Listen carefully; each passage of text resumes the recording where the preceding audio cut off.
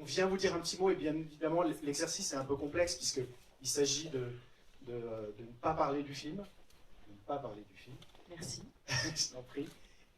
Et donc, Maïwenn, est-ce que tu peux nous dire, c'est un projet que je crois que tu portes en toi depuis 10 ans, qu'est-ce qui déclenche l'envie de le faire voilà, maintenant, dans ta vie et dans ta carrière professionnelle? Qu'est-ce qui déclenche l'envie? C'est un peu comme quand on tombe amoureux, tout d'un coup on n'a plus trop le choix, on doit faire avec. Et c'est un projet que tu Pas très rationnelle ma réponse, comme vous pouvez le voir. en même temps, c'est... Non mais j'associe souvent l'envie de faire un film à l'état amoureux, comme ça on décide pas, c'est obsessionnel. Et donc à partir du moment où tu t'es jeté dans cette aventure, c'est devenu une obsession. Oui c'est ça, et donc la seule façon de se débarrasser de l'obsession, c'est de faire le film. Et donc t'es débarrassé de l'obsession ou pas encore? Ah bah oui, là maintenant je vais passer à une autre obsession. C'est quelque chose, c'est un processus d'écriture long où tout d'un coup tu te plonges dedans et c'est parti. Bah, les deux.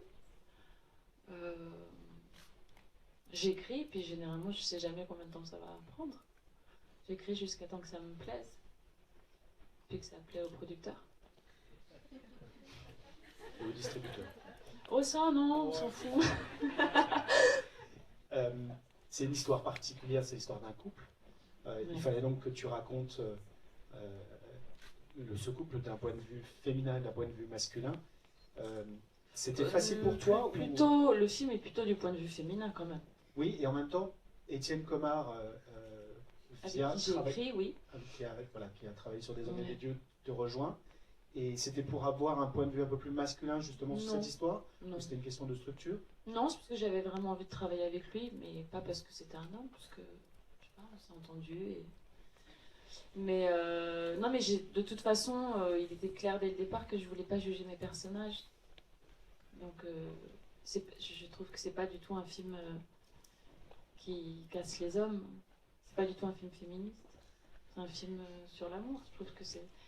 Normalement, on devrait sortir de ce film en ayant toujours envie de tomber amoureux et puis de se dire que même si ça rend pas toujours heureux, ça vaut le coup de prendre des risques et d'y aller quand même.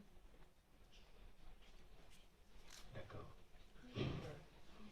Même si l'histoire est du point de vue du point de vue d'une femme, oui.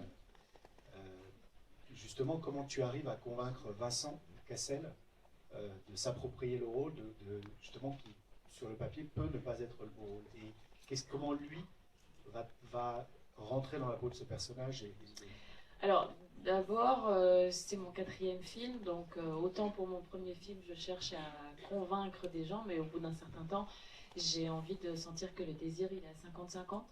Donc, je ne voulais pas le convaincre. J'avais envie qu'il aime, mais j'avais envie de me sentir aimée aussi et qu'il ait du désir. Et pourtant, quand tu vas le rencontrer... C'est important, après ça se retrouve, sinon sur le tournage, s'il me donne l'impression comme ça de le faire pour la performance, il faut que les acteurs ils aient envie de faire des beaux films. Et c'est ça c'est ça qui était génial avec eux, c'est qu'elle est réalisatrice, elle a envie de faire un beau film, elle n'a pas du tout la volonté d'avoir une carrière d'actrice. Et lui, avec tous les films qu'il a fait, la carrière internationale qu'il a, il n'est pas là pour faire une performance, il a envie de faire des beaux films. Donc on était toujours dans l'énergie du film, ce qui est rare. Hein. Souvent les acteurs débutants, ils veulent avoir le plus de scènes possible, ils veulent tirer leur épingle du jeu, et Vincent, non, il veut que le film soit super. Et pourtant au début, quand il commence à te parler du rôle ou du texte, il commence par te dire tout ce qu'il ne ressent pas. Oui, c'est-à-dire que quand il a reçu le scénar, il m'a appelé quelques heures après et il m'a dit que du mal du scénar. Donc je pensais que ça voulait dire je le fais pas, c'est pas le bon moment, il y a encore besoin de travail. Donc je lui ai dit j'imagine que c'est non, alors vu l'état actuel des choses. Et il m'a dit non, c'est bon, je vais le faire quand même. Donc c'est vrai que j'ai pas réussi à me réjouir de sa réponse. Je me suis dit après tout, tant pis s'il n'aimait pas d'emphase. Et puis après, j'ai compris que sur le plateau, en fait, il était toujours comme ça, toujours cassé ce qu'il était en train de faire. Je sais pas trop pourquoi. Mais après, il donne tellement d'enthousiasme et tellement de soutien tout le temps voilà, ça fait partie de ces petits démons. Vincent a une personnalité assez instinctive et Emmanuel pourrait être un peu plus cérébral. Donc du coup, Oui. comment tu as navigué entre ces deux personnalités sur la prépa et sur le tournage?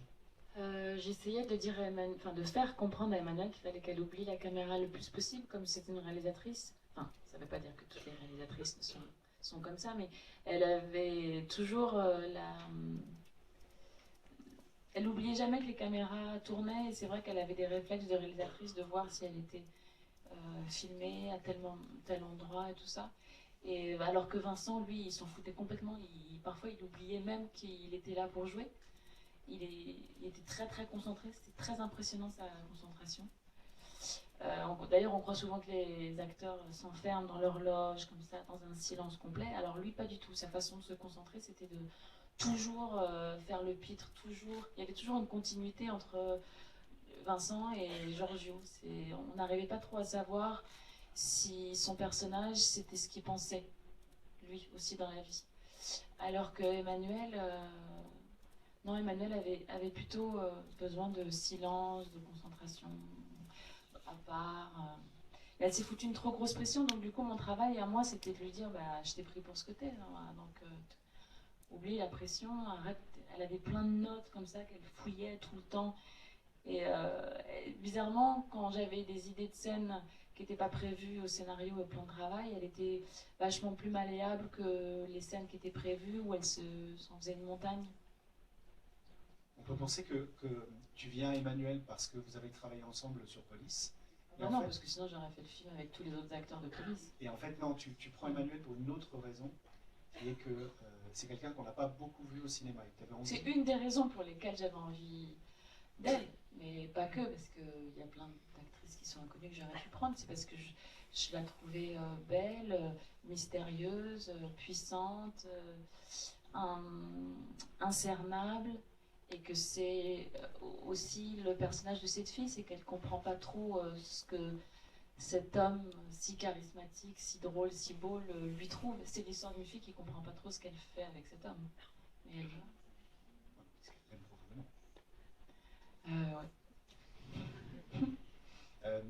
une dernière question, comme tu le disais, c'est ton 4e film, et c'est un travail avec une équipe technique. Est-ce que ta manière de travailler fait que tu emmènes les gens avec toi de film en film, ou est-ce que sur Montroi, tu as été choisir un nouveau chef-op, tu t'es posé une autre question de déco? C'est aussi un décor qui est un peu différent.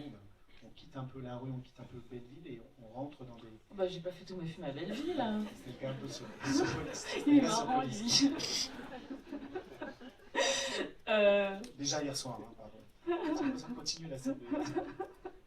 Alors, comment tu as travaillé un peu avec quelle équipe technique et quel est ton travail avec? Pour la plupart, c'est des gens avec qui j'ai fait mes débuts, mon premier film.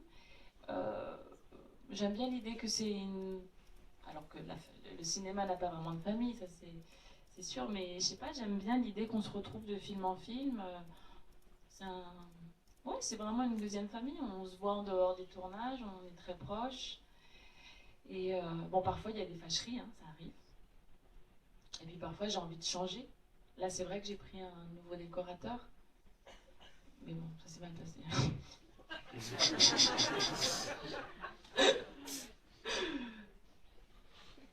Et ouais, là c'est dur d'enchaîner. Hein. Non mais je crois qu'on va laisser maintenant les gens se glisser dans le film. Et on va vous souhaiter à tous une bonne soirée. Et j'ai rien d'autre à ajouter parce que j'ai le droit de rien ajouter. Non, mais il faut expliquer pourquoi tu peux rien dire. Parce qu'hier, il a présenté le film. Présenter le film en disant vous allez voir, je suis hyper fière de vous montrer un film génial, c'est formidable et tout. Moi j'étais en train de dire oh mais qu'est-ce qu'il fait, oh là là, qu'est-ce qu'il dit. Non, je trouve que c'est vachement plus agréable de rentrer dans un film quand on ne sait rien, n'est-ce pas? Donc vous ne savez rien et on vous souhaite quand même une bonne soirée. Merci à tous.